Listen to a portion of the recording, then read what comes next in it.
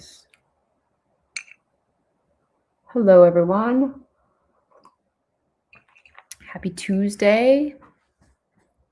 Hope everybody's doing well. How are we all doing on this Tuesday? How are we feeling? How the body's doing? Are you feeling flared up? Are you feeling pretty good? How are we feeling today? Feels like there's a lot of stress going on. There's some stress happening with everybody. I mean, we're all a little bit stressed about everything that's happening in the world right now. But I want to make sure that you guys are well supported and you're eating well and sleeping well, and we're working on inflammation and trying to calm down. Autoimmunity is the goal. Okay. So what are our strategies that we're doing right now that are helping us to manage stress and calm our nervous systems down, getting good sleep? Are we walking? Are we eating well? Are we doing all the things that we know that are healthy for our bodies? Because when you have autoimmunity, you can have like a trigger that kind of upsets your nervous system, like a lot of stress, like not any sleep, like just feeling super wiped out, and you can have an autoimmune flare, which means that the immune system gets kind of dysregulated and then just gets really active and can attack whatever it's attacking for you. So it could be your joints. You could be getting a rash. You could be feeling like you have joint pain. Exhaustion is a big part of autoimmunity. So just feeling super wiped out, exhausted. So I don't know if any of you are feeling that, or you're feeling like you're taking good care of yourselves, or if you even know your triggers. Like, what are your triggers that you know of? Like COVID can be a trigger, the flu, even this new cold, this little rhinovirus that went around, big trigger. It's creating a little bit of asthma. It's causing joint pain. It's causing people to feel super exhausted for a while, like this sort of post-COVID syndrome, post-viral fatigue type stuff. I don't know if any of you guys have experienced that. That's definitely a big trigger. There's so many different triggers that help to, make you feel terrible. So I want you to think about, what are you doing to calm your immune system down? Your vitamin D levels are really important when you have autoimmunity. We want to make sure your vitamin D levels are at 70, 80, 90, right? If you look at the ranges of your blood work, a lot of times 30 and 32 say normal, but that's not really normal. That's not really optimal, right? We want them to be a little bit higher. So Tammy is saying, my lupus test was negative, but I have all the symptoms of lupus and the rash is hot to touch and you're exhausted. Okay, so Tammy, you want to think about, before anybody even gets diagnosed with lupus, you can have autoimmune markers for 5 to 10 years before you actually develop something. So it feels like your symptoms are ahead of where your lab work is, right? So you want to really think about, what are the things that are driving this? Okay, so I want you to think about, are you having any food triggers? Does gluten bother you? Does dairy bother you? I mean, the top 5 things that are going to be bothering autoimmune patients are gluten, dairy, corn, soy, and egg. Doesn't mean you have all of those. How are you sleeping? Are you eating enough protein? What does the rest of your blood work look like? Which is what I would be super curious about. What else is happening? How's your vitamin D level? Is your blood sugar getting high? Do you notice that your blood sugar gets high and or low? So big blood sugar fluctuations can be really triggery for an autoimmune flare. So I would think about, we've got to figure out how to get you to know what your triggers are and how do we get this to calm down. Because even if you had full-blown lupus, it's like you could have that diagnosis, but we'd be trying to figure this out, right? So some things that can be helpful too. I want you to see what your inflammation markers are, okay? Because if your inflammation markers are high, then we're dealing with inflammation, right? And we want to try to calm that down. So I want you to think about getting on fish oils, getting on glutathione. Sometimes I have some patients that have had really good success with black cumin seed oil. That's super helpful with inflammation, right? Now, have any of you used one of those little blood sugar monitors on the back of your arm? Those little CGMs? Lingo, or Stello. And those are great tools. They're $50 a piece. You buy a couple of them. You can, and one of them lasts for 2 weeks. And so what's going to be great is that, you put it on, you watch your blood work for 2 weeks, and your blood sugar, and you might be really surprised at how much your blood sugar spiking, how much it's crashing. I'll tell you, I wore a blood sugar. I've worn about 8 blood sugar monitors. So I've probably done 16 weeks of blood sugar monitors. And I was shocked at how much my blood sugar was spiking. It was just spiking and then crashing, especially if I spiked it right before bed, then it would crash in the middle of the night. Do any of you all have that issue where you wake up at 2 or 3 in the morning and you're like, I can't fall back to sleep. Wonder why I'm not sleeping. It's because the blood sugar rose at night and then it crashed in the middle of the night. It's called nocturnal hypoglycemia. It's very, very common. So if you wake up in the middle of the night, I want you to get a blood sugar monitor and I want you to wear it. It's not a needle. So don't be freaked out about that. Don't put it right on where you lay down, but like underneath just a little bit. And what can happen is you can feel like, just like, oh my gosh, I thought my blood sugar was steady, but then you eat a meal and you're like, whoa, my blood sugars went up to 180. That's crazy. So then you understand, oh, that carb is really spiking me. I can't eat that much rice, or I can't eat that many potatoes, or, I need to eat more protein or more fat to try to stabilize your blood sugar. Tammy, I'm just on meats and vegetables. I don't sleep well. A lot of stress. Labs do show adrenal, maybe insufficiency. Okay, so lots of meats and vegetables. You want to think about, I would be careful right now about nightshades. Be careful about peppers and tomatoes and maybe potatoes and definitely eggplant. Those are all nightshades. Those can be very triggery for autoimmunity. It sounds like you're trying to get it under control, which is great. So lots of meats and vegetables are good. Maybe you do get a blood sugar monitor. That's a really wild thing to watch. And I'll tell you, I'm in menopause. My daughter's 26. We both have autoimmune markers. So we both did the blood sugar monitor for 2 weeks. And like, we would eat the same thing. Like, we had a meal that was like paella, had too much rice in it. My blood sugar went to 185. Her blood sugar went to 125 because she's 26. And it's just crazy to watch the difference, right? So sometimes you don't really know what's spiking and crashing you. And oftentimes it can make you feel really exhausted. I want you to really do lots of proteins. I want you to do the proteins, and the vegetables are the best things in the world. Tammy, you're crushing it. But I would think about, what if you added some vitamin D, 5,000 IUs a day? And what if you added some glutathione? Have you ever heard of glutathione before? You can get it in a liquid. It's super helpful. And it really helps to kind of modulate your immune system. It helps to calm it down. It can be really helpful. That might be really helpful for you. But also understanding, it feels like, it feels like you are on your way. Let me see what else you're saying here. Adrenal insufficiency, probably. So yeah, adrenal stuff. So Tammy, I would think about, if you want to DM me on TikTok with your name and your email, or you can always send it to me in an email. And my email is drdarlabooth@gmail.com. Send it to me and just say, I want to get a glutathione. I think we should think about doing a liquid glutathione with you to see if you can kind of modulate your immune system and calm it down. Okay. That might be helpful. Making sure you're on a vitamin D that's like 5,000 IUs. Very helpful. Like, let's start figuring this out. Okay. Kirsty. Oh, Kirsty, I think you were here before. Nice to see you again. Does having lupus mean that when you get a cold, etc., you take longer to recover? Yes, you've been feeling poorly since Christmas Day and on antibiotics twice. Okay. So yeah, if you have a virus and your immune system is like overacting and actually attacking your own tissue, then it's not minding the virus, right? It's like it's busy attacking you. So that's where you really are kind of dividing and trying to conquer, right? So you're overwhelmed by the virus. The virus brought your immune system like down and depleted a little bit. And then you had probably a couple of different bacterial overgrowths on top of that.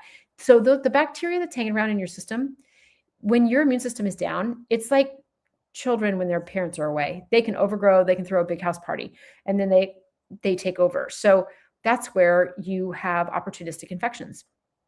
That's where you're on antibiotics because you're like, oh my gosh, I got overwhelmed. So yes, that is true.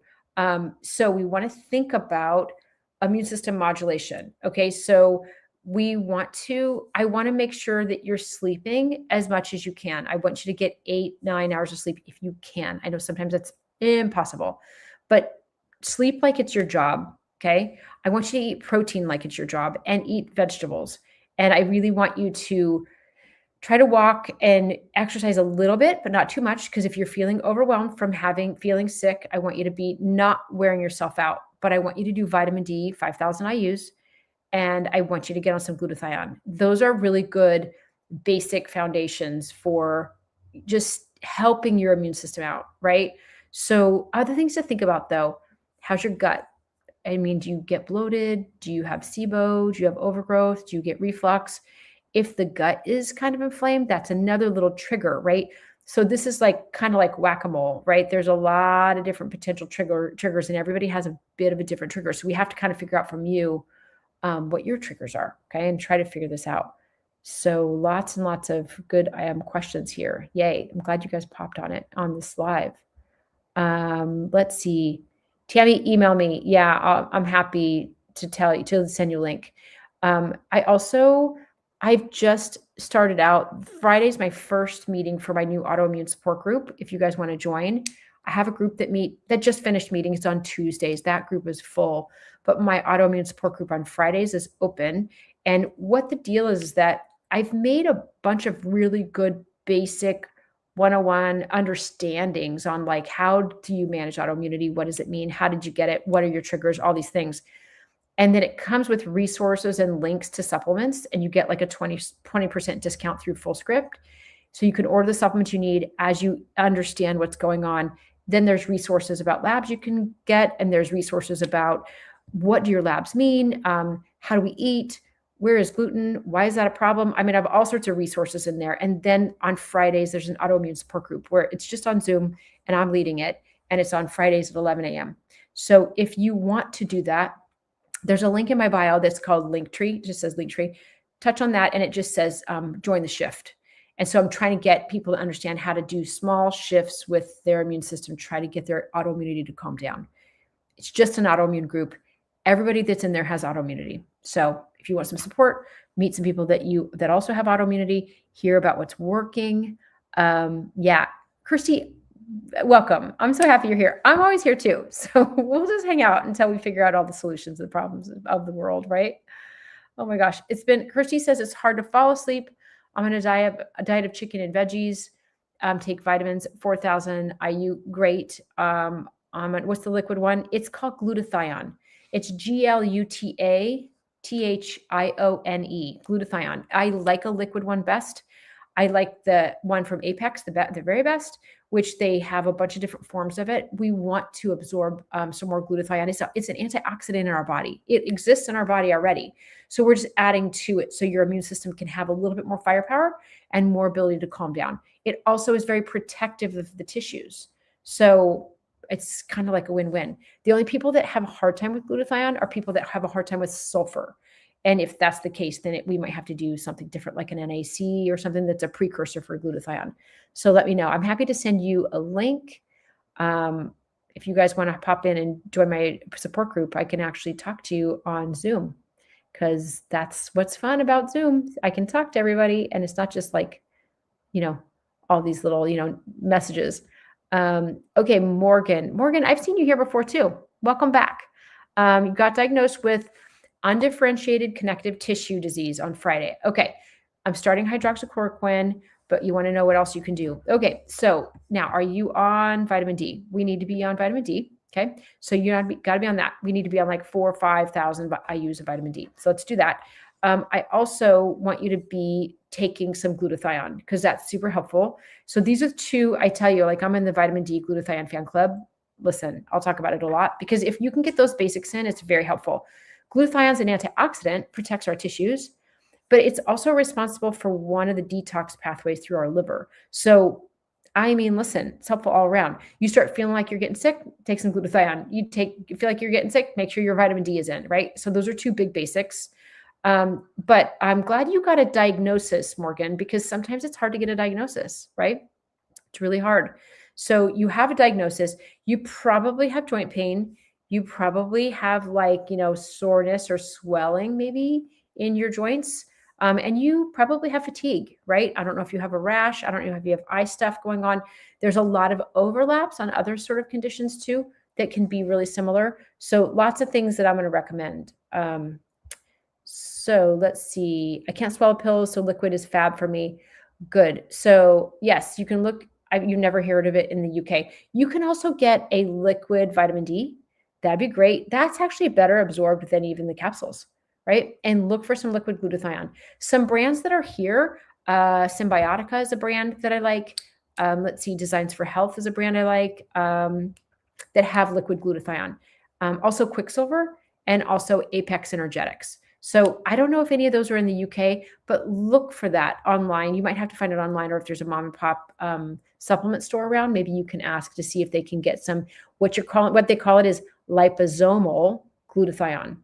Okay. Liposomal is just kind of like based in a little bit of fat, and it's emulsified and it's liquid, and it seems fancy, but it's just liquid. It's fine. Yes. So we need to, we're just always here. Listen, I'm on lives every day. So Morgan, I want you to increase your vitamin D.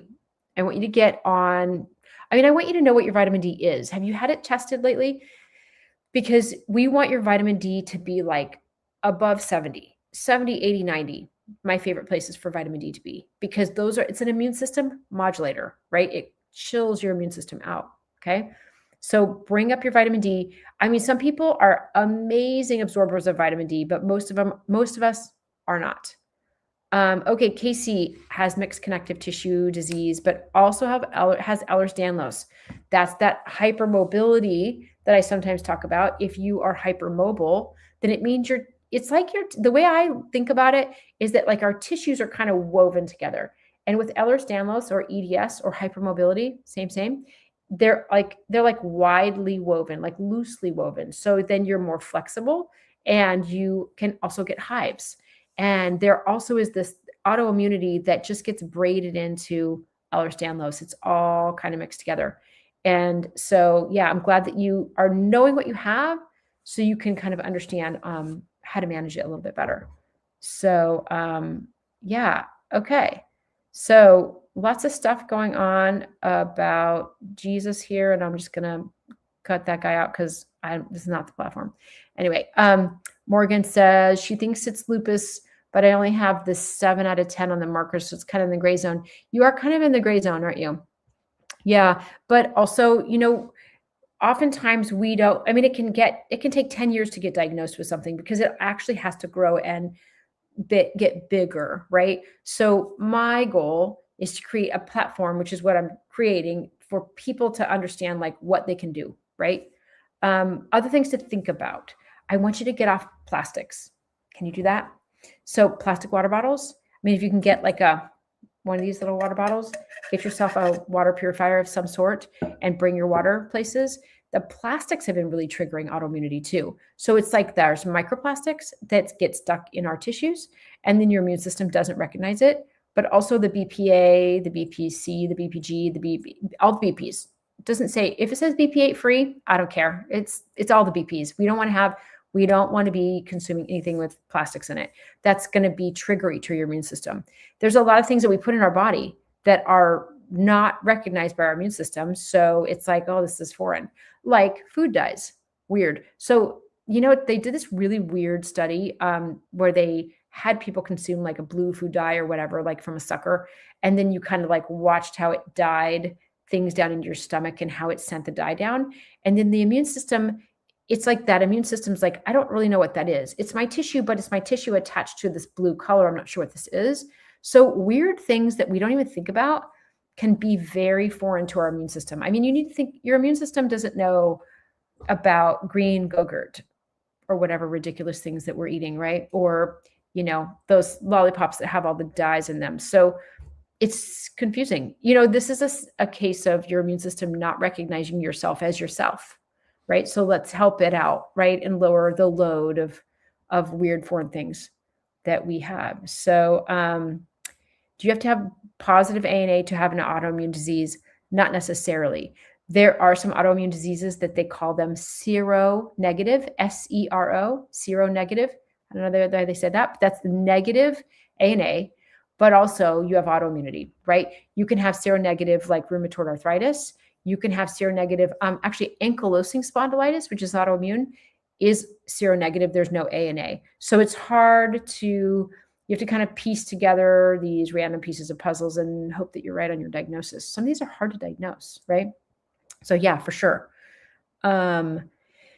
So you're at the glutathione. Yes, I want you to, Christy wants to get, is there a particular strength to get? You know what? That's a really good question. I am going to look up Apex on my computer, and I'm going to tell you what the dosage is or the strength is, because I don't know off the top of my head. I know how much I tell people to take, but it's because it's from my office and I know what the dosage is. It's called trisomal glutathione. Let's just look that up and see what the dosage is so that you know how much you're taking. Because you might not be able to find the one I have. So it's a little bit of a proprietary blend of glutathione. It's 175 milligrams per teaspoon. And what they do, though, they have different types of glutathione, F-acetyl glutathione, L-glutathione reduced, and then they have N-acetylcysteine. All of these things are thrown in a pot and they make glutathione and they help your body to make it. So I'd say the total glutathione is actually about 300 milligrams with the NAC, if that helps. So yeah. Okay, you feel like the inflammation is making your dislocations, and yes, like your subluxations more frequent and worse. Yes. So it's like when you have hypermobility, you have wobbly joints, right? They're kind of wobbly and loose and fluid filled, so they can misalign a lot easier. Yeah, that is definitely the case. Now, if you could take some things, can you take turmeric? Is that helpful for you? Liquid turmeric is always lovely. I have one that's called Turmero, which I like. It tastes like orange creamsicle, so it's lovely. And you can take a very high concentrated amount. That can be helpful. The capsules are a little harder to absorb. And so liquid emulsified turmeric is always better as far as like absorbability. And then you could think about taking some black cumin seed oil. They also call it black seed oil. It's very anti-inflammatory. I'd love to see you on fish oils. Just as a general course of like, you can't take one more bit of inflammation, right? It's going to make you feel more unsteady. How do you detox from plastics? That's such a very interesting question. So mostly we just get off of them, right? There are microplastics that are stuck in our body that I don't know that they're coming out. They can be those sort of forever things. They can get in our brain, they can get in our tissues, they can get all over. So what we want to do is we want to lower the amount of exposure that we have. There is in LA, I had a girlfriend, Mindy Pels. She does a lot of crazy, wacky, cool, like biohacking and stuff. She went down to LA and they did sort of like, they call it I think they call it an apheresis, where they pull out your blood and they filter it and they put it back in your body and they filter out microplastics in the bloodstream, which is interesting. But I wonder how much is in the bloodstream versus how much is getting lodged in our tissues. I don't know the answer to that. But also, I mean, if something is small enough and we really need to detox it through our liver, glutathione helps. Methylated B12 helps. Those are different detox pathways in the liver, super helpful. So we could, but I think more than anything, it's just getting off of it and letting your body try to manage what it has. Probably eating more fiber, probably having more, say some psyllium or some any of the fibers, guar gums, acacia gum, anything you can handle. Even lots of extra veggies are good fibers. It's going to go in your intestines. It's going to help to pull out toxic stuff. You could do some bentonite clay. You could do some humic or fulvic acid. All of those things are all bindy, fibery things, which could pull things out through your intestines, because there's a lot of junk in our intestines that we need to pull out. Okay. So maybe you do that. Yeah, Tammy, email me. I'm happy to send you some links. What autoimmune can cause EGJOO? That's a very good question, and I do not know the answer to that. So let me just check and see what that is. EGJOO. I don't know. There's so many different autoimmune conditions depending on the depending on the target tissue. Okay, esophagastric junction outflow obstruction. So your esophagus here, which is what we swallow with, the junction, and as it goes into the stomach, is the lower esophageal sphincter. So that's how the esophagus like lands into the stomach, right? That little junction. There's a little like a door that like doesn't open that well. So things come down, but they don't necessarily get into the stomach. Okay. Dysphagia. Yeah, your food is just sitting. Is this autoimmune? Yeah, okay. It's common in autoimmune patients, mast cell activation, anxiety, trauma history, post-viral states. Got it. Okay. So yeah, this is a tissue that's really, really stressed out. Have you had to undergo like a little bit of a dilation type of situation? I think that you could have a lot of autoimmune conditions that could cause that. Causes EGJOO. I don't know the answer to that, but we're going to try to find out. Autoimmune most associated. Okay, of course. Systemic sclerosis is one. This is a scleroderma spectrum. This means that you have like a lot of fibrousness happening around the joints and around the tissues, and it can be in the esophagus. It could be CREST syndrome, where they talk about the esophagus in CREST, where if you had I don't want to go too deep in the weeds where you guys are like, la, la, la, I don't get it. I mean, it's just like esophagus, like related things that can attack the esophagus. If you had CREST syndrome, it would be something where the centromere would be positive on the pattern. What else? Undifferentiated connective tissue disease could be autonomic neuropathy. Oh my gosh, I just had a patient who was at Stanford, and he's been my patient for like 25 years. And he went to Stanford because he's 75. He's like, they said that I have pure autonomic failure. My autonomic nervous system is not working. It's autoimmune. And I was like, okay, listen, Bill, we're going to do some stuff. I know you're 75 and you're going to be grumpy about this, but you're getting off of gluten and dairy and corn, and you're going to get on glutathione. We're going to get on vitamin D. We're going to, I'm just putting him through the paces. And he's like, man, my Stanford doctor is like, what are you doing? You're getting better. People don't usually get better on this. So, there's things to do, right? I'm like, I mean, it's like you can't swallow and you have temperature intolerance and GI motility issues and stuff. So I think it seems like, I mean, I've got a whole list of things. I'm like, wow, lots and lots of things can lead to this. Myositis spectrum, polymyositis, dermatomyositis, autoimmune autonomic neuropathy. Yeah, lots of different things. So yeah, lots of things. That was a good question. Sometimes you guys just stump me. There's a lot of things that I don't know, but I'm trying to figure it all out. All the names of the different autoimmune diseases are really like wild. There's hundreds of them. So my positive ANA plus other symptoms turned my psoriatic arthritis into mixed connective tissue disease. I'm so happy that I can help, Casey. Super happy to help. So you've been reading about fish oils, not as spicy as regular turmeric. Sure. And and Fishhead's back. Welcome back, Fishhead. Loved seeing you. Yeah, fish oils are great, right? I mean, they're really not sexy, and they're not like, from the jungles of wherever, but like people want like wild things, but it's just fish oils. Like, listen, let's look at the basics. And this is what I'm trying to get. Like, we have stuff at our disposal that we can take that can quiet some of this down. So fish oils, I'd take 2 grams a day at least, which is like, they're usually 500 milligrams per. So you'd be like 2 in the morning, 2 in the evening. Check it out. See if it helps. It might. Most people's water pipes in their home are plastic. Isn't that true?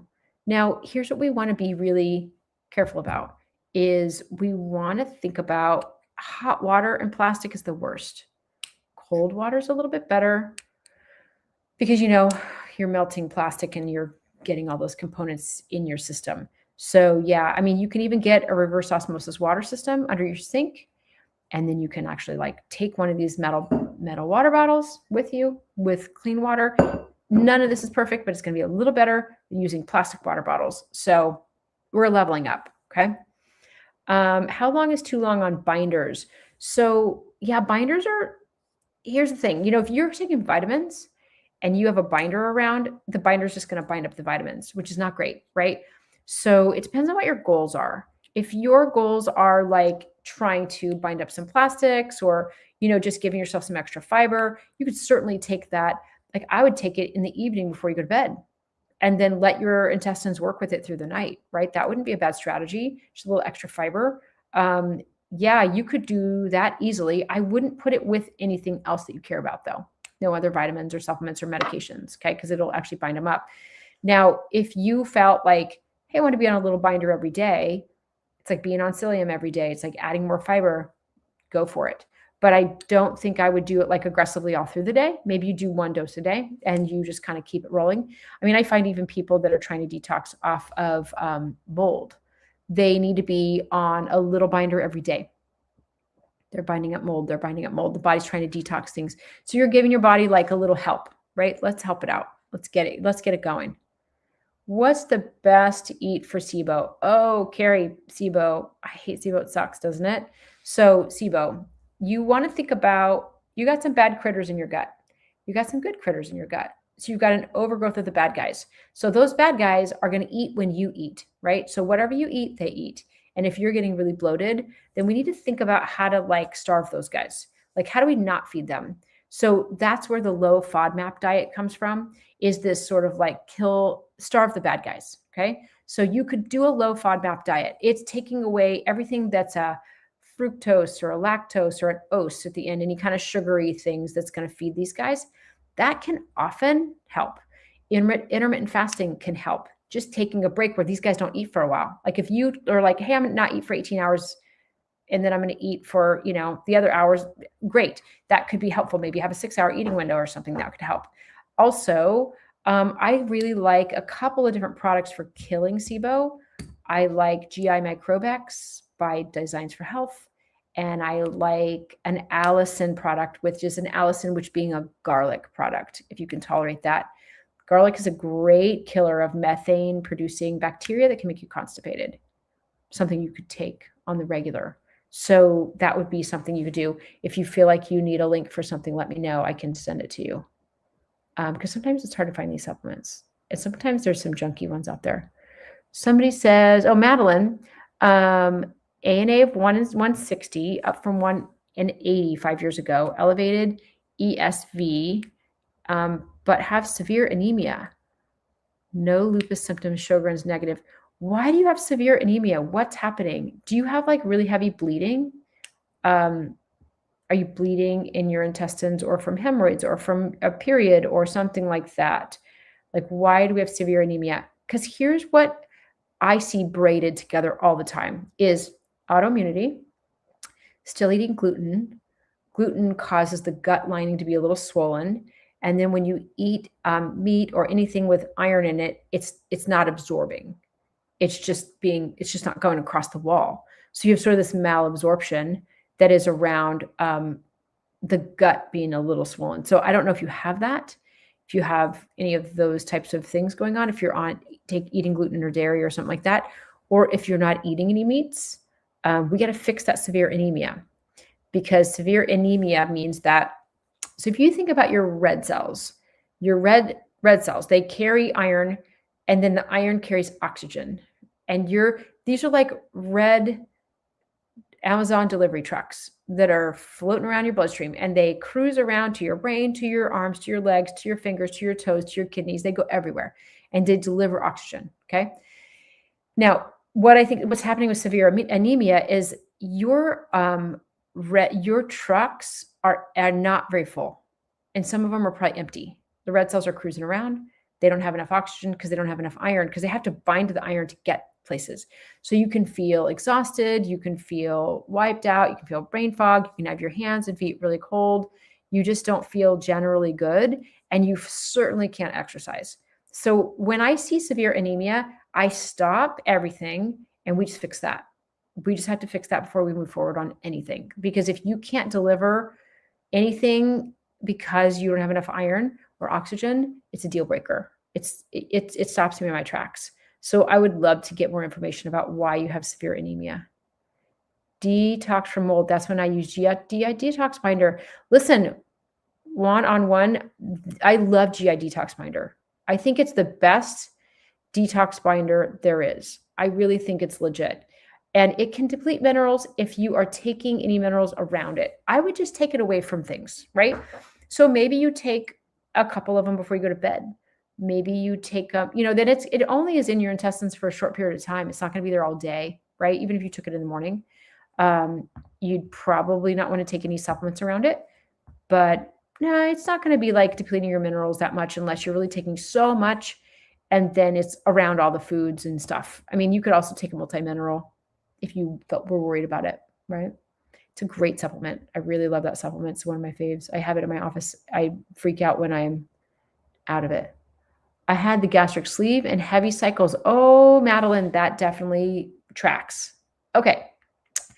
So some things to think about. Okay, you're also doing Whole30. That's great. Getting another infusion soon. Ferritin's at 5, iron sats are, hemoglobin's at 9. Okay. So that is definitely something that I'm glad you're working on that. I'm glad you're getting regular infusions. You know what I also would do is there's something called an iron fish. You ever heard of the iron fish? It's like literally iron made out of iron and it looks like a fish. And you can put it in water, like if you're making a soup or if you're making tea or something like that, and it will seep iron into the water. That makes it easier for you to absorb that iron. You could put it literally in a soup and let it perfuse the iron into your soup. Then you take it out and wash it, and then you use it again. It's pretty cool. So that can be helpful. And heavy cycles, how do you feel about maybe getting on an IUD for a short bit to stop your heavy cycles? Because I would love for you to get ahead of this. I would love for you to not have heavy cycles for a year and then be able to actually hold on to the iron. Because it's like you're getting the transfusion and then it's all pouring out. You're just like losing iron every month. And it's really, really hard. You're in a big loop. But I want you to be really, just think about that. If you felt like, could I stop my cycle for a while and catch up? You might feel a lot better. I'm glad you're doing the Whole30. Great job. It's hard, right? You're doing a great job, though. That's a really, really legit way to eat. Just to try it out, see how food makes you feel, right? Every time we eat food, it makes us feel a certain way. We want to just pay attention, right? Now, Brianna says, last year my titer was 1 to 320, and this year it's 1 to 160. You are doing something that your immune system likes. That's the tricky part. What is that? We'd like to know, right? Is it vitamin D? Is it the fact you're getting more sleep? Are you exercising on a regular basis? Are you off of gluten and dairy? Are you really watching for organic foods and trying to stay away from pesticides? Are you off of plastics? Like, what are you doing in your life that's helping you to normalize your immune system? Whatever you're doing, it's working. Okay, so good job. Let's start doing a little tracking of this is good, right? You're going in the right direction. Daisy says Hashimoto's. Hold on a second. I just lost you. Okay. Hashimoto's, should you take a zinc supplement? So zinc and okay. I feel like with Hashimoto's, you can absolutely take a zinc supplement if you'd like. I'd like you to most importantly be on a selenium supplement. There's a really cool supplement that's by Apex that's called Thyroflam, FLM. It's for thyroid inflammation. It's got black seed oil. It's got selenium. It's got something else in it. I can't remember. Rutin, apigenin, maybe flavonoids. It's a very awesome anti-inflammatory for Hashimoto's. So, but at least get on some selenium too. Yeah, I think that would be important for you because selenium helps to lower the thyroid peroxidase, which is this, the thyroid will get, if the thyroid is being destroyed and being attacked, you release this thing called thyroid peroxidase. And thyroid peroxidase can just float around and create a little bit of chaos. It can attach to the back of your cerebellum in your brain and make you feel unsteady and unbalanced and anxious and dizzy. Or it can make you feel like when you're in a crowd, you feel like kind of anxious and overwhelmed. I don't know if you feel any of those things. Sometimes Hashimoto's will do that because of the TPO, but the selenium will help. Good, Madeline. Yes. And cooking in a cast iron. Perfect. Great. This is perfect. Okay, so now let's talk about, okay, you guys are having really good conversations amongst yourselves. I love it. Let me see. Okay, is that one Biocidin one for the GI detox? So it's by the Biocidin company. Yes, that's GI detox. Yeah. Okay. Yes, but you only take 10 milligrams. Oh, of the zinc. Okay, I'm just trying to follow you guys.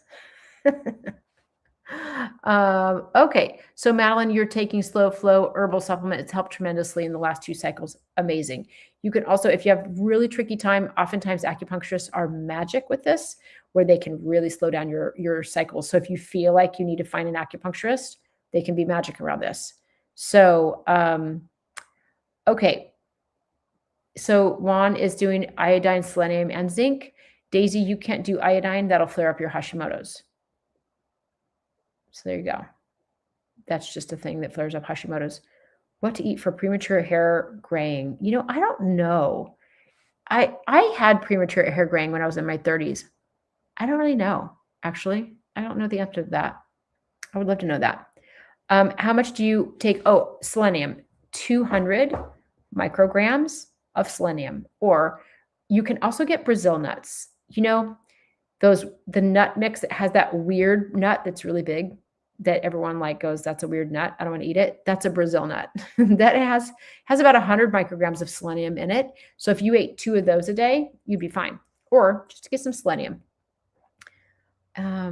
Okay. And what else? Yeah, it's controversial about iodine.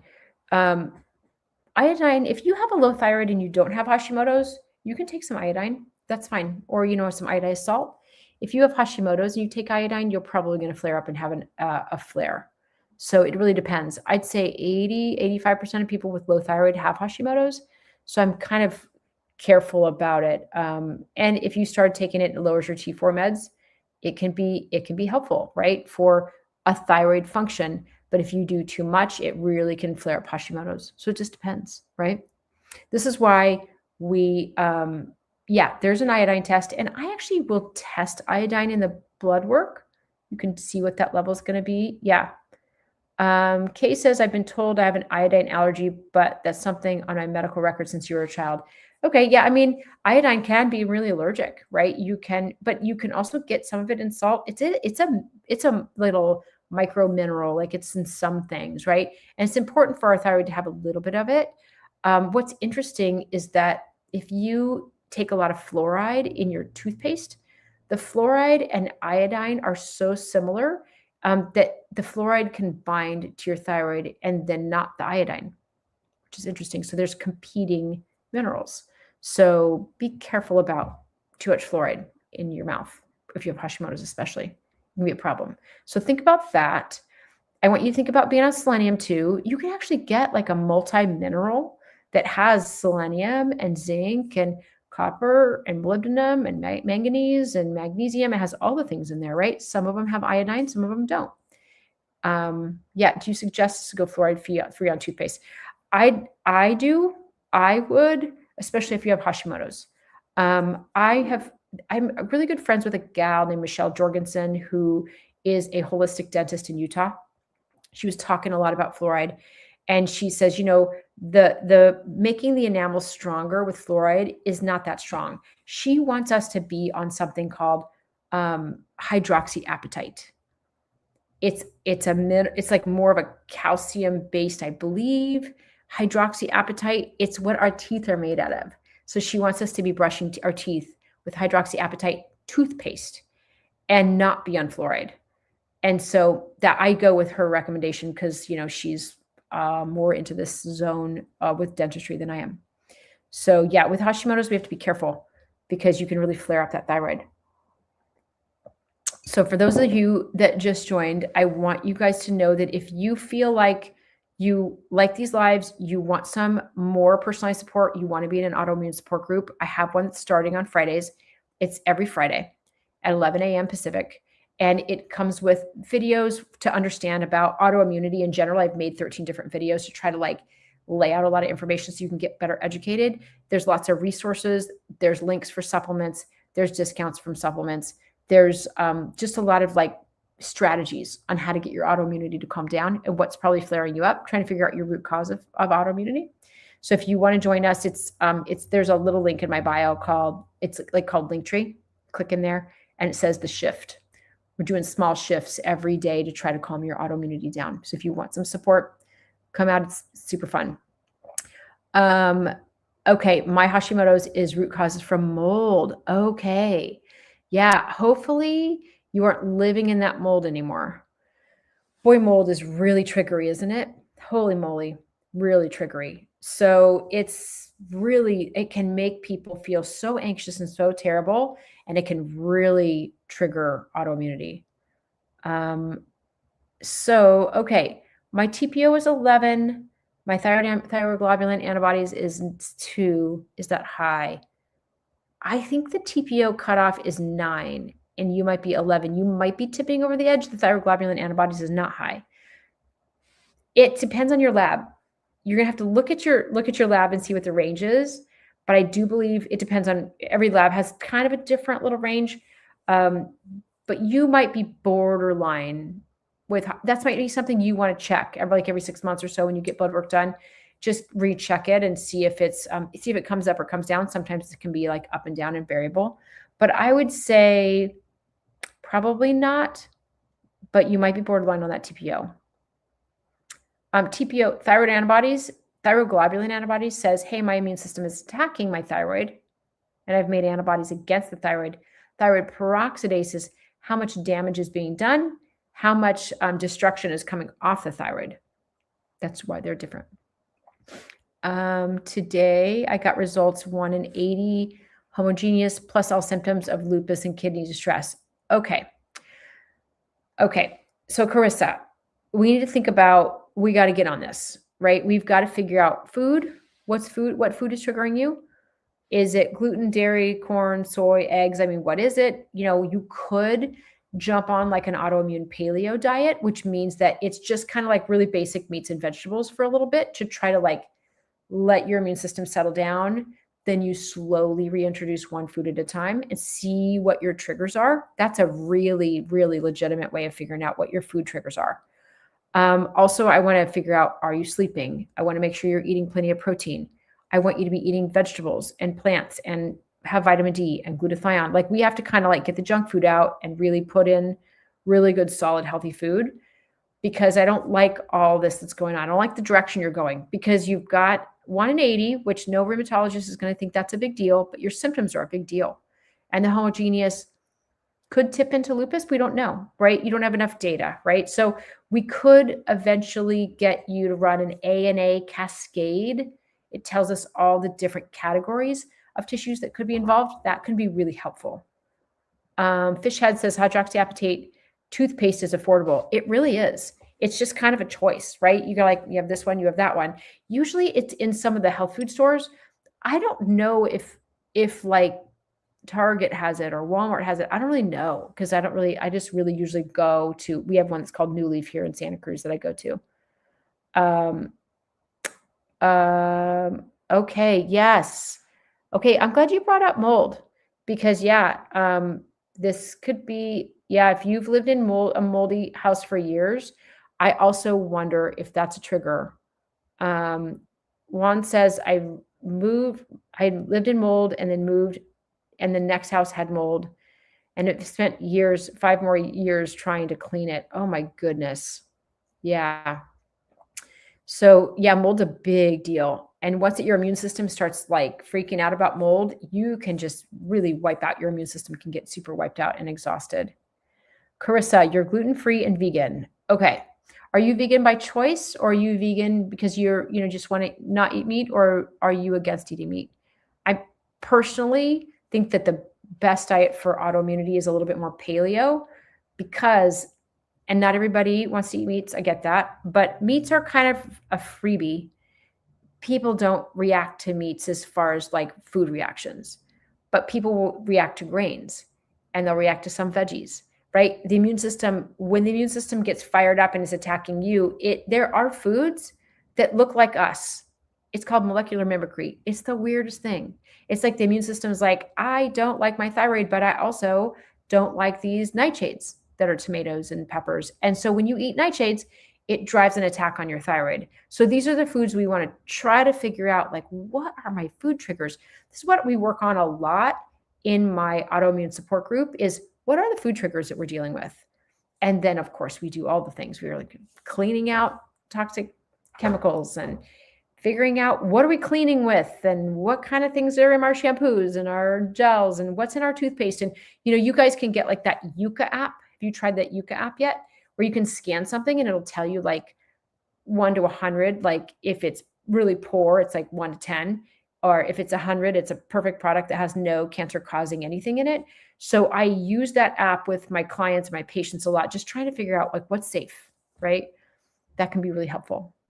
So that's why I like meats, because it's a freebie on autoimmunity, right? Yeah, you can get a mold urine test. Absolutely. I like my Myco Labs is a really, my favorite one. If you want a mold urine test and you can't find one, let me know. I can always send you a link. You guys are so supportive of each other. I love this. Yeah, Carissa. So see how if you're vegan by choice, it depends on what your food triggers are, right? Now, if you were really reacting poorly to all grains, that would really limit your diet, right? And I would be worried about how do you get your protein levels. But let's see how you feel, right? We have to watch how foods make us feel, right? If you eat gluten and you're gluten-free, amazing. How are you doing with dairy? Because oftentimes people that are reacting to gluten or reacting to dairy, those proteins are really similar. So pay attention to how you react to dairy. It's a good protein source for you, but is it triggering you at all as far as your symptoms? I would be curious. Boca is a great hydroxyapatite toothpaste. I really like Boca. Yeah, Boca's great. Yeah, thanks, Lori. That's perfect. Okay. And you react to pork. Molly reacts to pork. Isn't that interesting? It's not that common, but if I were to pick 2 meats that are a problem, pork is sometimes a problem. Shellfish is sometimes a problem. So yeah, chicken hardly ever is. Beef hardly ever is. Unless you have that alpha-gal situation, which is a tick bite, which makes you react to everything that's a mammal, which is wild. I mean, seriously, the immune system is wild. What is the best autoimmune foods to start with? So I would say I would remove gluten and dairy and soy. Take them out and then see how you feel. I mean, the top 5 are gluten, dairy, corn, soy, and egg. So you could start with those 5, taking those 5 out. You could go all the way to the extreme. If you're super motivated and you're ready to make a big change, you could do the autoimmune paleo diet, right? AIP, you can just pop it into chat or something, say, make me a 7-day meal plan on autoimmune paleo diet. Super helpful. You could do that for 2 weeks and then just like slowly start moving foods in, like move the nuts and seeds back in, do tomatoes and peppers and eggplant for nightshades and see how it makes you feel. And you're just monitoring your symptoms and how you feel. It's the best elimination provocation strategy going. It's a little bit of a pain, but it's like the information is free and it's there, right? And it's better than spending, $1,000 on like a food intolerance test, which I do. But I mean, you don't have to. You can just do it yourself if you want to. So that's a great place to start. Carissa, I already had a bad case of EBV 5 years ago, right before I started getting symptoms. Yes, that's EBV. Oh God, that virus is just Epstein-Barr. It's mono, right? So if you get mono, it can be such a big trigger for just triggering autoimmunity. And they found at Stanford, they put out a really interesting study that was saying that the EBV is high concentration in people who have lupus. So they're like, wait, there's a link. And we're like, yeah, duh, but they don't live in our land. And they're trying to scientifically prove the things that we see, which is super helpful. So yay for Stanford for actually doing that study. That's great. Yes. So if you want me to send you a link for a certain supplement, we were talking about vitamin D, we're talking about glutathione, we're talking about GI detox, talking about all these things. You can always DM me in TikTok. I don't always get into the comments on TikTok, but I do answer my DMs. You can also just send me an email, drdarlabooth@gmail.com. Now, I mean, I don't really have time to read everybody's labs. I was at a period of time, people were sending me all their labs, and I was like, I can't, you guys, I can't spend all my evenings just reading everybody's labs. But I do consultations. If you want me to look at your labs, there's a link in my link tree. You can pop on there. You can make a little 30-minute or an hour session with me if you want. You can jump into our autoimmune support group if you want.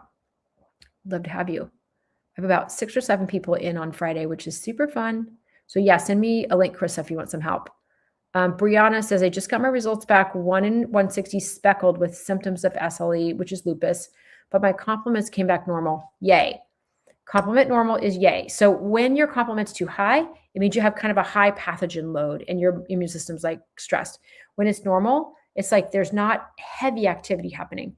When you're low complement, it means your immune system is exhausted, which is not good. So we don't want that. So I'm glad that your complement is normal. 1 in 160 speckled. So speckled can go toward lots of things, right? Speckled doesn't necessarily go toward lupus, but it can change, right? Your pattern can change. You can go to homogeneous. What you want to think about doing at some point is getting an ANA cascade that looks at all the specific tissues. You could also get an ENA panel. ENA will rule in or out lupus. They do like a dsDNA in there. They do an anti-Smith. They do all these other little things that tell us for sure if it's lupus. But here's where you probably are, Brianna. You're probably symptomatic, low positive. It might take 5 to 10 years before you actually get a positive, which, listen, we don't really want that. We don't really want you to get lupus. I mean, we don't want a diagnosis that bad, right? So maybe we go, hey, you have autoimmunity. What are our strategies to slow this down? We're going to need the brakes. We need to put on the brakes, right? What are the brakes? Vitamin D, figuring out your food triggers. That's big. What's triggering you? How's food making you feel? How to get off some triggery foods and see if you feel better. Put one back in, see how it makes you feel. That's a big deal. Cleaning up your diet. Like, let's get off the ultra processed foods. Let's get organic veggies and fruits in if you can find them. That's great. Get off the plastics. I want you to get on 5,000 IUs of vitamin D. I want you to get on glutathione. Glutathione's an immune system modulator.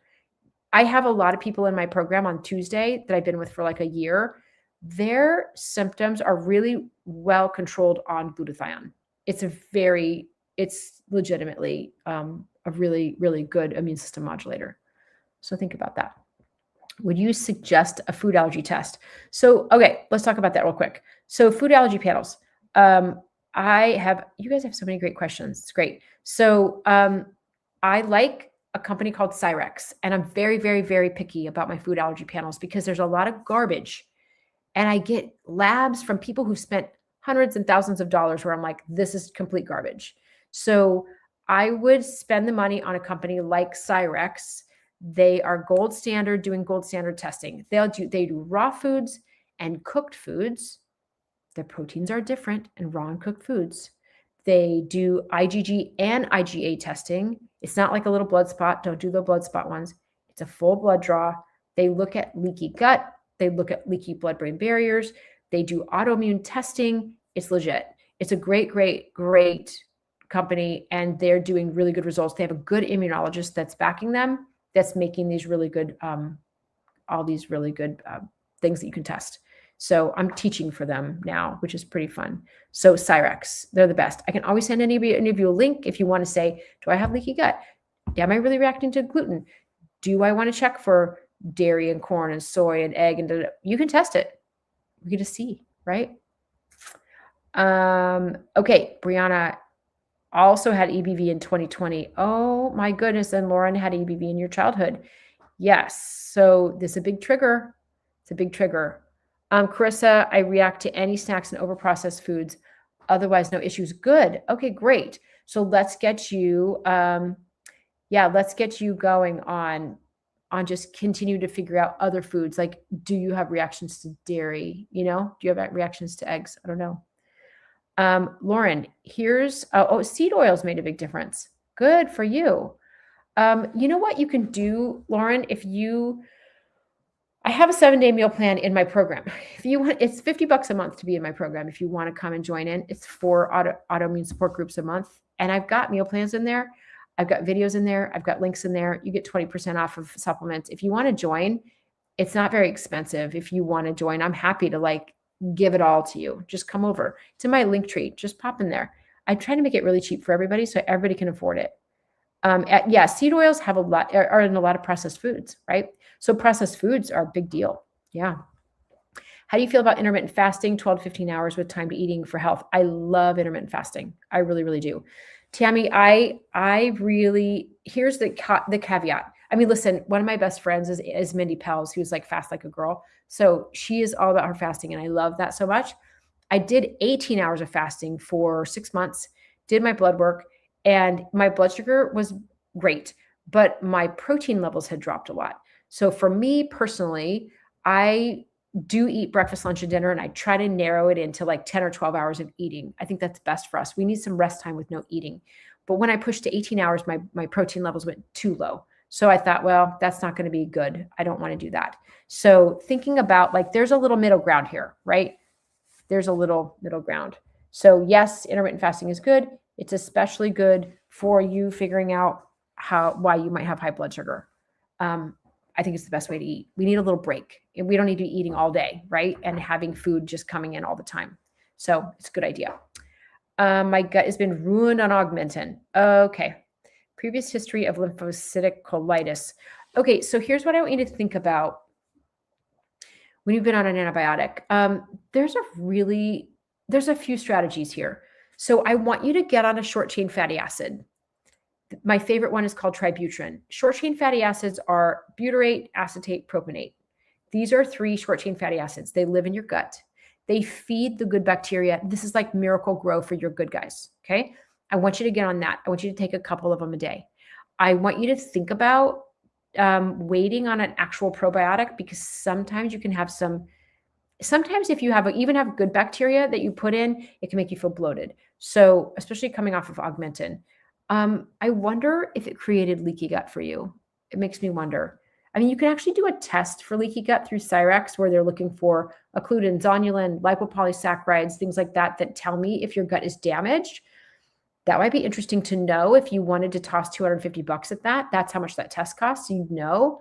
Otherwise, I'd put you on tributrin, which is butyrate, propionate, acetate. Grow some good guys. You can also get on something like a Repair Vite, which is like it's a powdered supplement by Apex, and it's like glutamine, aloe vera, slippery elm, marshmallow root, deglycerized licorice, all the things that just kind of soothe the gut lining. Because what you might be feeling is just like, it just might be really irritated and swollen and red and not happy. So think about that. If you want any of those links, let me know. I can help you with that. Carissa says, my aunt actually died due to being immunocompromised by lupus. Wow. Okay. So yeah, we have to you have to be really careful, because we don't want to develop these things, right? So we got to figure out what your triggers are. We got to keep your immune systems calmed down. We've got to figure out, like, keep your blood sugar balanced. I mean, if you're pre-diabetic and you know your blood sugar is too spiky, or let's say you eat meals and you get super tired, or you're really hangry during the day where you eat and you feel so much better, that means you have low blood sugar. And that's just as triggery as high blood sugar. It's like, your body's like, I don't have consistent fuel and this is stressing me out. So maybe eating more consistent meals through the day might be helpful for you too, but maybe making sure that you don't have blood sugar spikes. Putting on a blood sugar monitor is always helpful to figure out, like, where am I? Am I spiking my immune system by my blood sugar going up and down? I mean, maybe. I had Hashimoto's and then thyroid cancer and now dermatomyositis. Maybe lymphoma, trying to change diet. Okay. So Kayla, yes. Okay. So did you have your thyroid removed because you had thyroid cancer? Is it all removed, or you still have thyroid there? I don't know, but I'm sure you're on a thyroid medication, which is exactly what you need to be on, right?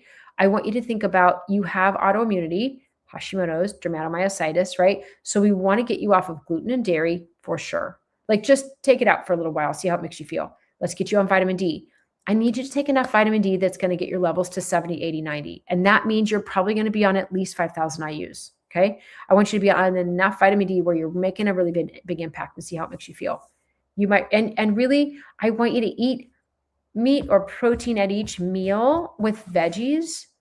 And then I want to eat carbs last. If you're going to have a carb, eat it last. Okay. I want you to have avocado in there. I want you to have olive oil. I want you to have avocado oil. I want you to have avocados.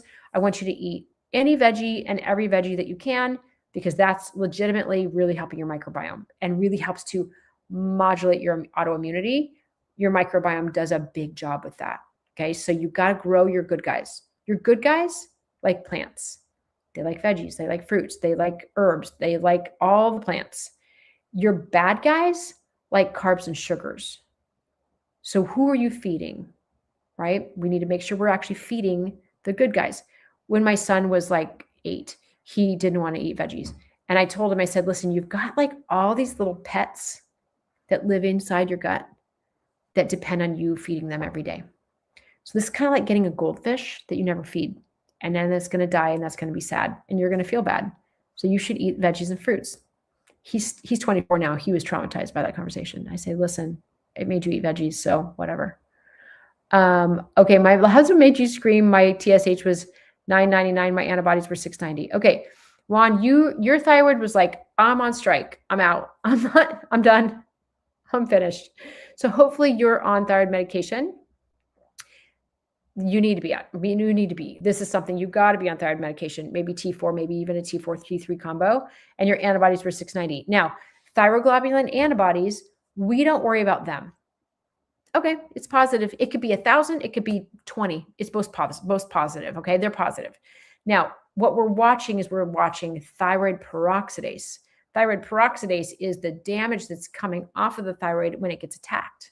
Okay, so that's what you want to look at. You want to monitor that. As that number comes down, your thyroid's getting better. But don't watch the thyroglobulin antibodies. It's like, if you had chickenpox when you were a little kid, your body probably has antibodies toward the chickenpox. It's a long time ago. It's just information. It says, hey, I saw this one time and I fought it. I beat it up and I got rid of it. Interesting, but not like something we're going to watch. Okay. Just don't want you guys getting stuck on looking at the same thing, like the wrong thing all the time. Okay. So let's see. It's not a cheap fix, but it might be better to get a fluoride remover in our kitchen water. I have a reverse osmosis water system underneath my sink. I paid $350 for it. It's called AquaTru, TRU, and I put it underneath my sink. I put one in my office as well because I just want good water wherever I go. So that one, it was $100 for the plumber.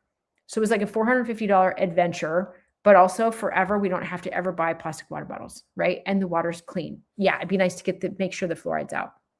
What if your multivitamin has 100% of vitamin D? Do you trust that? 100% is RDA. That means that you're not going to get rickets. That means your bones aren't going to break. That means you're not going to fall down and break your hip.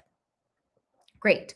But if you have autoimmunity, I need yours levels to be way higher. I mean, they would say that your 100% RDA would give your vitamin D maybe at 30 on the blood work. But we want to know that your blood work is like 70, 80, or 90. Okay. Because we want a therapeutic dose of vitamin D. Okay. We don't want just a minimum. So you can have your multi and you need to have a vitamin D on top of it. Okay. You could do 4,000 or 5,000 IUs, and then maybe you do it for 6 months and then you actually just do your blood work and see where it is. And if your blood work's like, wow, you're at 90, amazing. You're a great vitamin D absorber. You're an outlier. Okay. Amazing. Then you can cut down a little bit, right? We don't need to blow it up over 100, but most likely you're probably at 45. Maybe 50. We want to get you above 70. Okay. In my diagnosis, it says I have anti-UIRNP. Okay, that's right. Okay, so let me look up the anti-U1RNP with and anti-Rho and anti-LA. Got it. Let's check these guys out because it depends on how. Sometimes when you have one, it's one thing, right? And then you have a second one, it changes it. And then when you have a third one, it changes it. So this is where we're just going to pop it on the little chat and tell me. Okay, so this one is going to be on a spectrum between Sjogren's, which is dry eyes and dry mouth, mixed connective tissue disease, or undifferentiated connective tissue disease. Maybe, right? It's in there, okay? It doesn't look like I mean, you've got anti-U1-RNP is kind of like a Raynaud's, puffy hands, joint pain, esophageal dysmotility, maybe a hard time swallowing with some things. Sometimes it has a little lung stuff, but when you have it with anti-Ro, it means it's more Sjogren's, dry mouth, dry eyes, photosensitivity. You can feel fatigue, brain fog. Anti-LA usually strengthens the case for Sjogren's. So you can have Sjogren's. I would probably say Sjogren's-ish.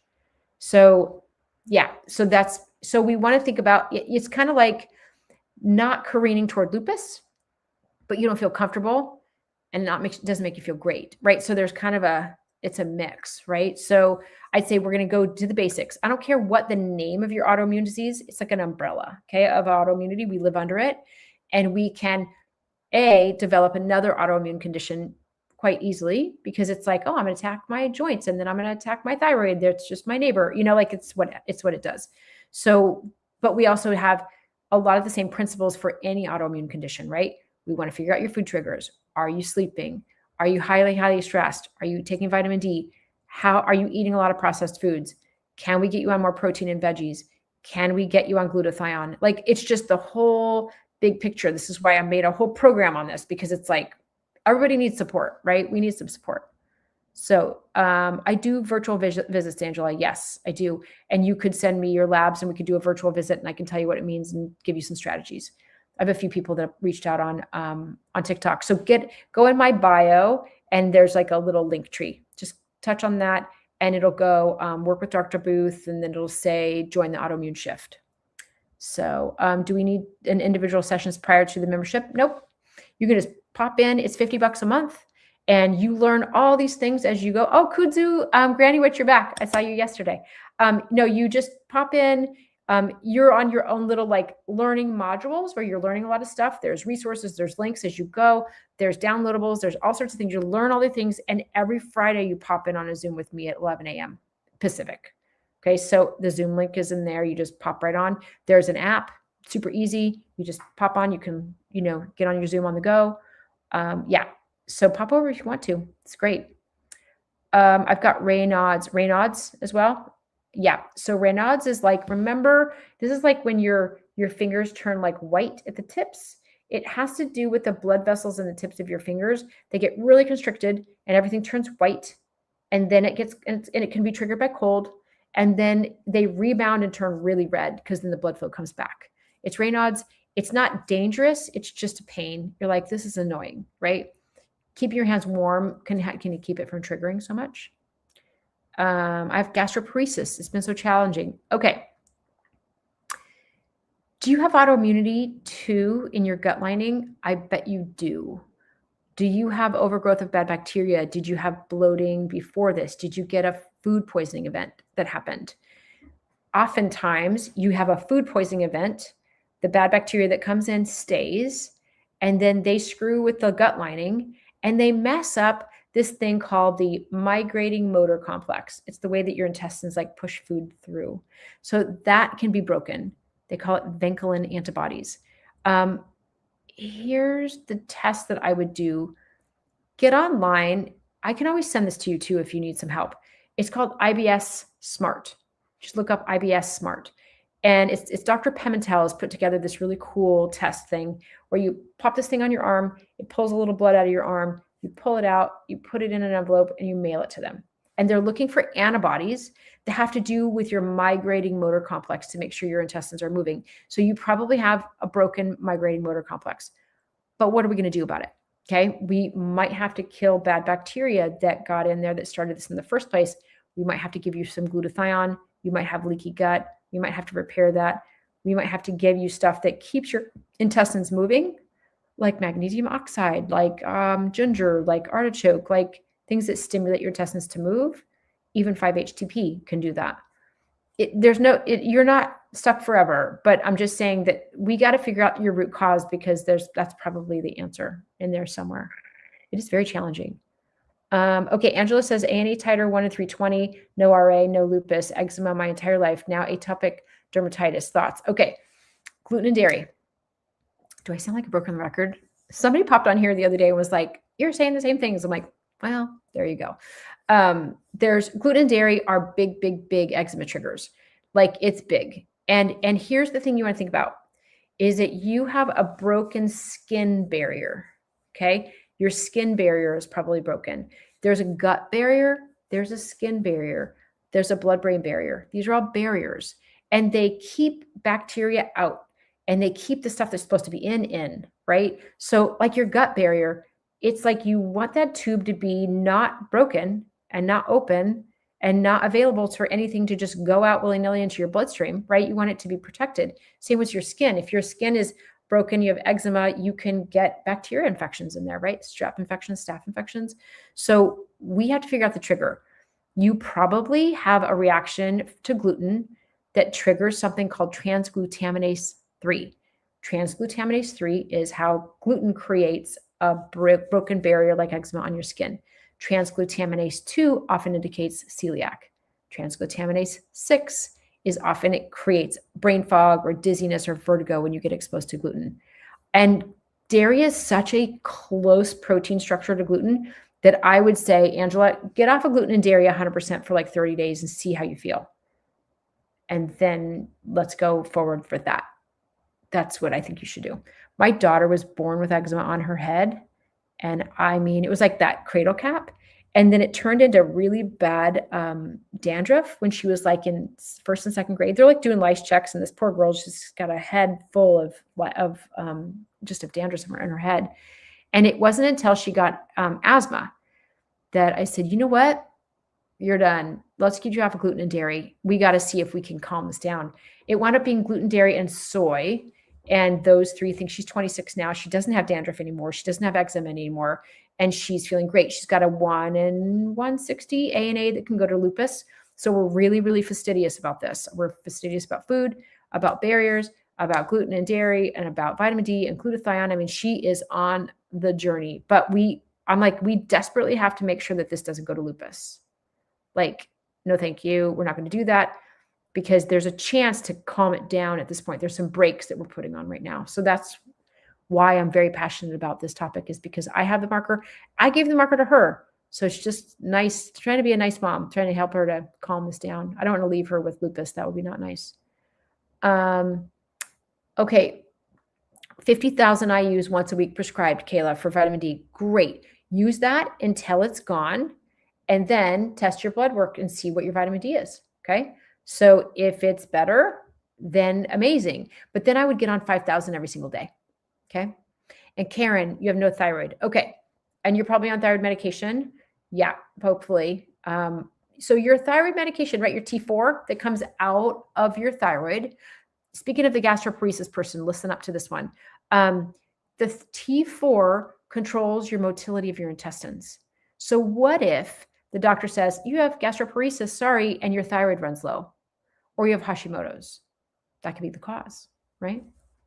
So it's important for us to have thyroid hormone. There's thyroid hormones receptors in every single part of our body, every single part. You can't go without thyroid hormones. Is it typical for people to make all these major health turnarounds in their 30s? Yeah, absolutely. Yes. And better in the 30s than the 40s, or better in the 40s than the 50s. Like the earlier you can get at it, great. But when you're in your 20s, oftentimes you can get away with a lot of stuff. I mean, listen, I watch my son who's 24. He's coming home with pizza and beers, and I'm just like, oh my God, that's going to give you diarrhea. He's like, Mom, I know. Who cares? I'm like, okay. So listen, once that they have a frontal lobe, they can learn, right? Ours is loading over here. The frontal lobe is not quite there yet. Okay, yeah. At first they were unsure it was Sjogren's or lupus. They said lupus, SLE, and anti-Ro, and LA, and URI. Okay, so, and fibro and Raynaud's. Yes. Okay. So we've got to figure out like a strategy for you, Kirsten, on how to calm all this down, because we cannot just kind of go, yeah, you're on fire. Good job. Good job, doctor, giving you a diagnosis. They don't have any solutions for you. So they might say, get on this medication, hydroxychloroquine or something like that. Great. Sure. That might be helpful. And also we're going to weave in some good functional medicine strategies for you. Okay. Because we don't want this to continue going on. Okay. We've got Kayla is saying you also have a blood clotting disorder, LOL. Like I'm just winning, right? I'm trying to see if that's autoimmune.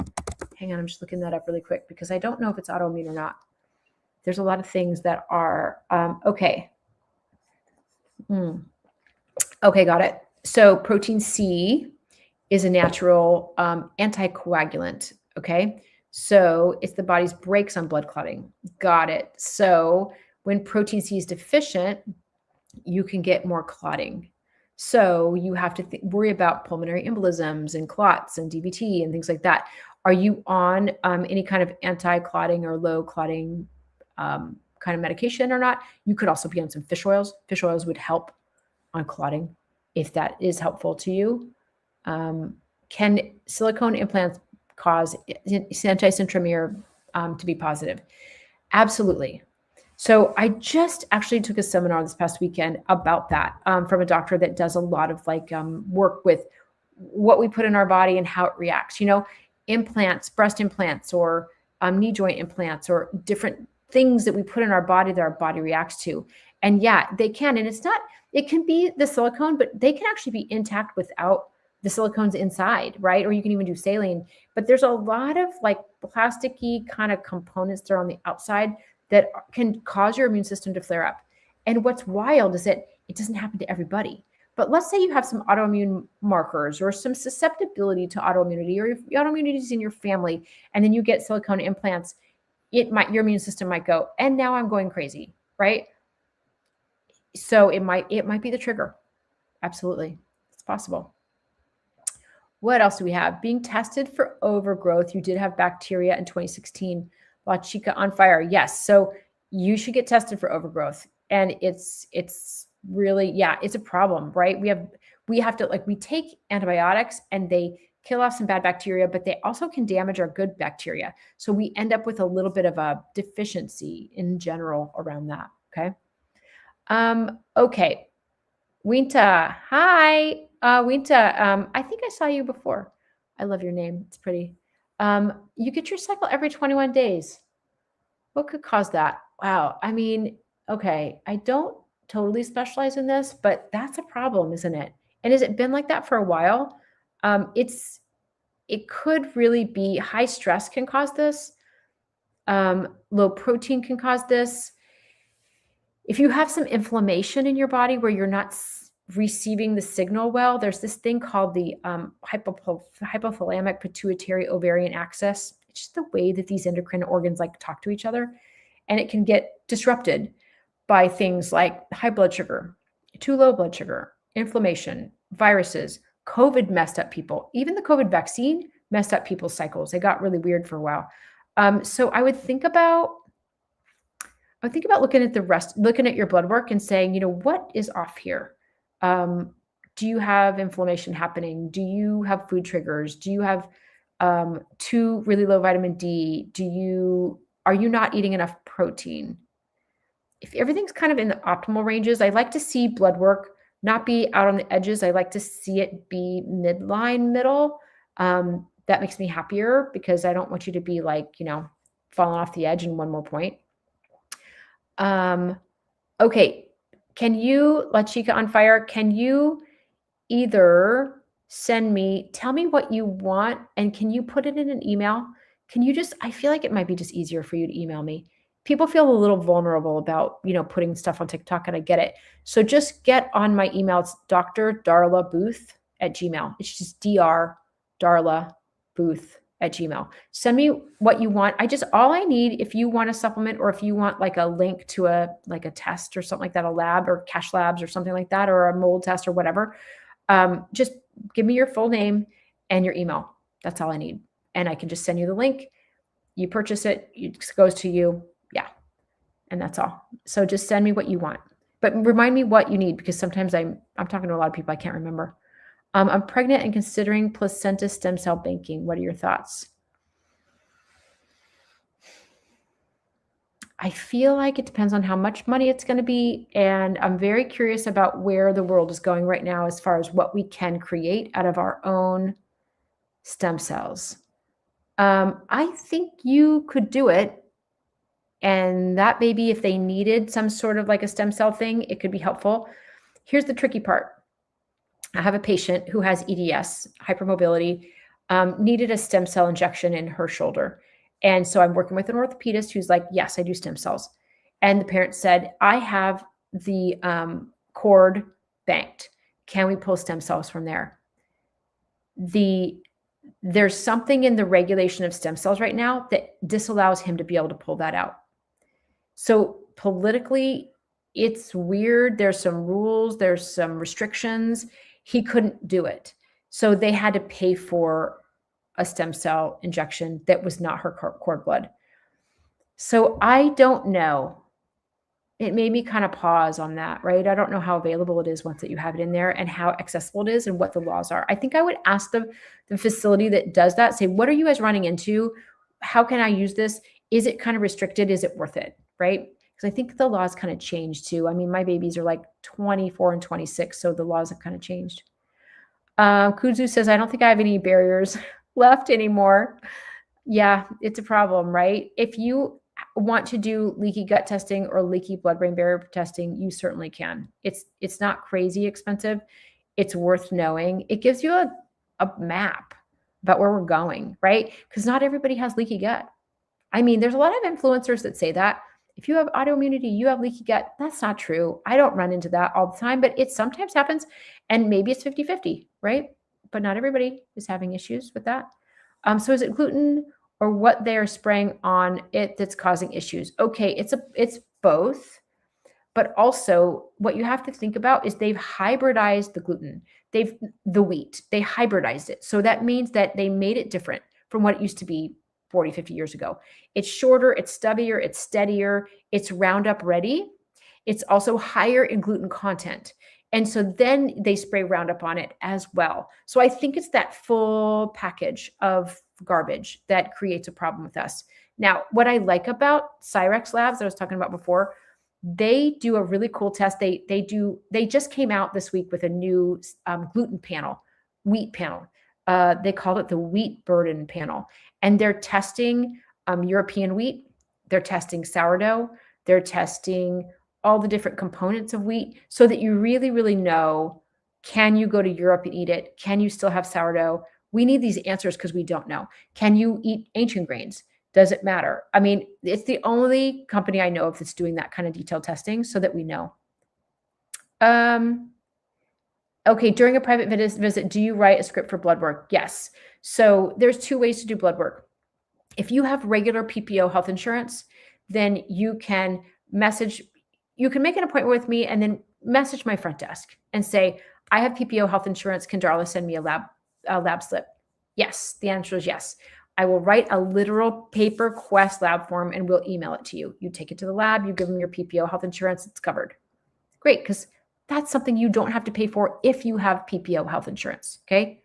If you don't have PPO health insurance and you want it to be cash labs, I can do all the labs I want for under $250 cash, maybe $200, depending on what you need, right? And I do that through FullScript. So I send you a link, you pay straight to FullScript, you print it off, you go to Quest, and it's a cash lab.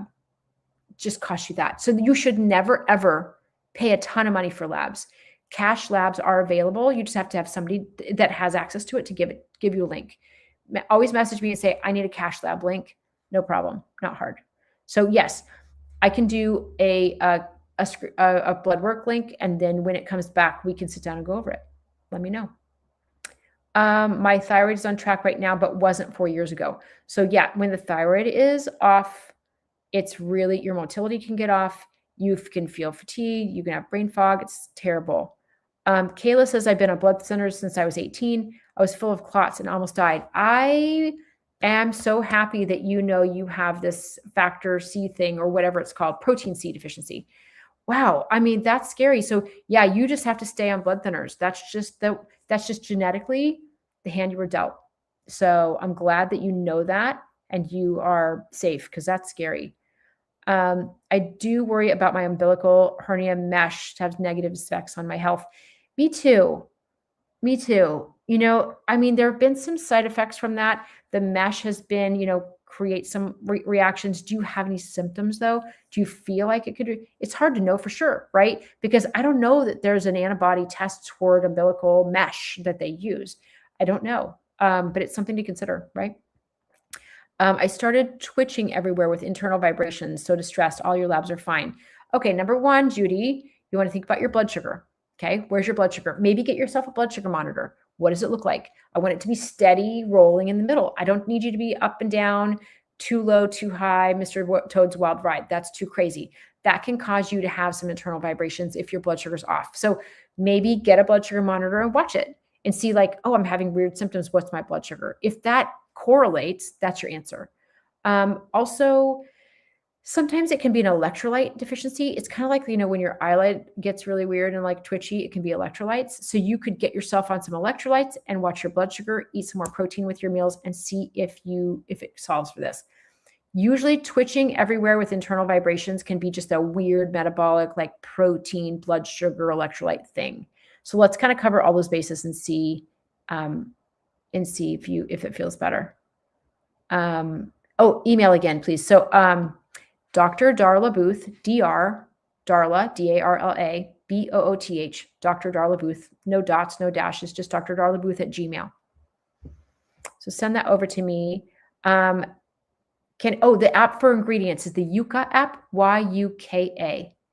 And it's such a cool app. And it has a lot of the products on there. And I just go to wherever I'm buying something, doesn't matter where it is. And sometimes it's in a health food store and it gives me like a 5 out of 100, which is trash. And you're like, no, I'm not going to use this, And so it gets you past the marketing and past the hype. And it really tells you it's a good, objective reader to know what toxins are in your stuff. I mean, look at your shampoo, look at your gel, look at your toothpaste, look at your lotion. Look at everything. I mean, it's amazing. The only complaint I have is that sometimes it'll flag, like I could tag like a bag of like gluten-free pretzels or something like that. And it'll say, this has too high a salt. And you're like, you're not the boss of me and my salt, whatever. But anyway, it's good for toxins. Okay. And then someone was diagnosed with Lyme, positive ANA, swollen knuckles and wrist. Okay. So you want to get a rheumatoid arthritis panel.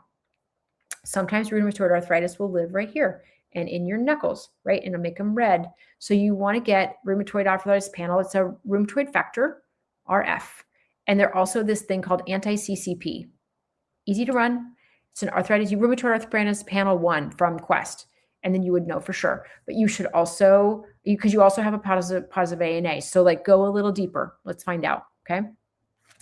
You are welcome. I'm so glad you guys popped on. I'm probably going to pop off in the next 5 minutes or so. I'm going to answer a few more questions because I got to go make some dinner. But I'm glad you guys popped on. I'm trying to pop on every day that I can. Tomorrow might be hard because I work till 7, but we'll see. My husband's like, when are you coming home? I'm like, I got to do a live. So tendinitis, lupus flares every few days. Any advice to help it? So I want you to think about food triggers. I want you to think about getting on fish oils. I want you to be on vitamin D, 5,000 IUs.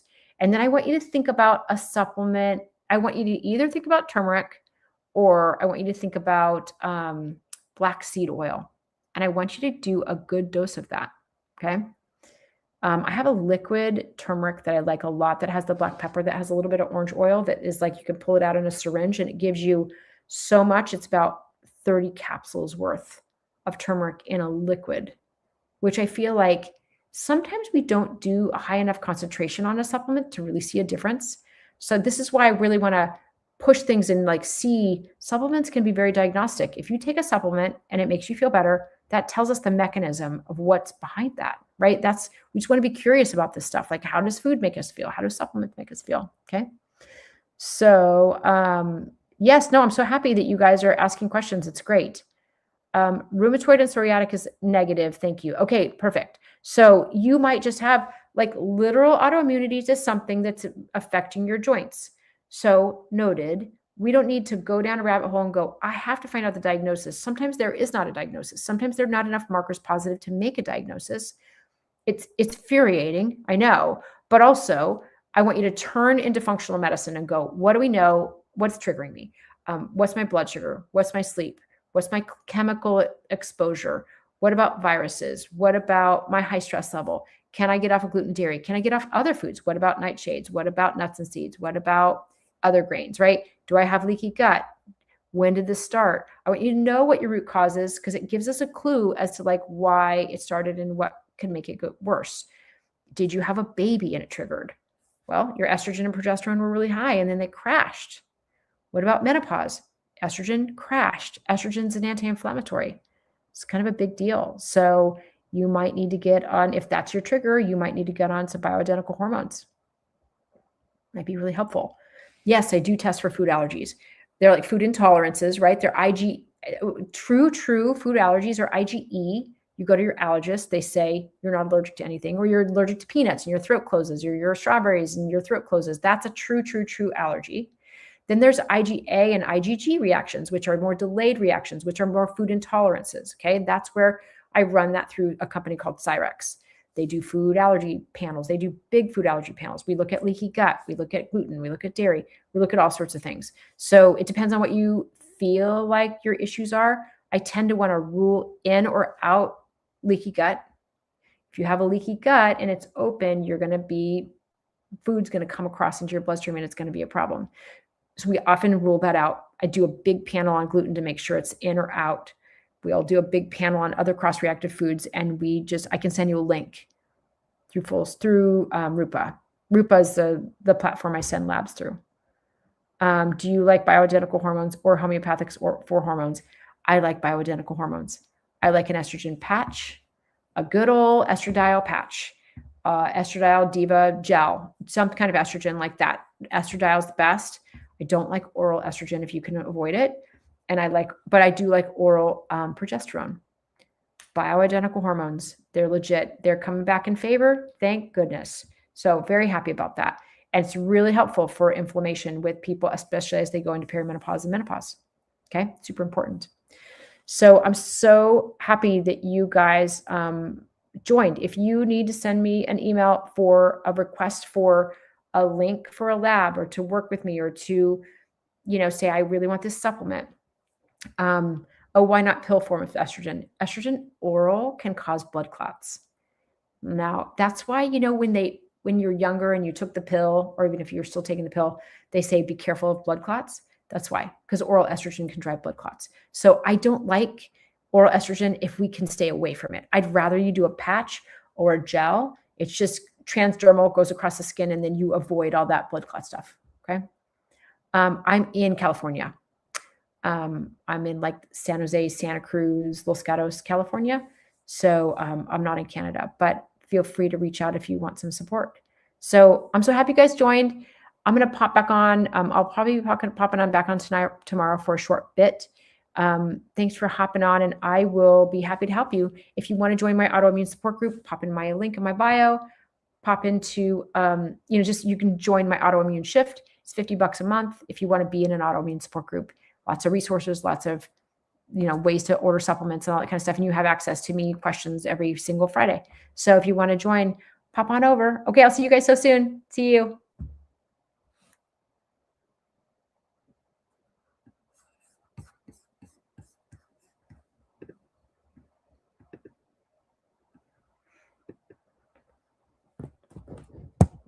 No grifters. Surprised.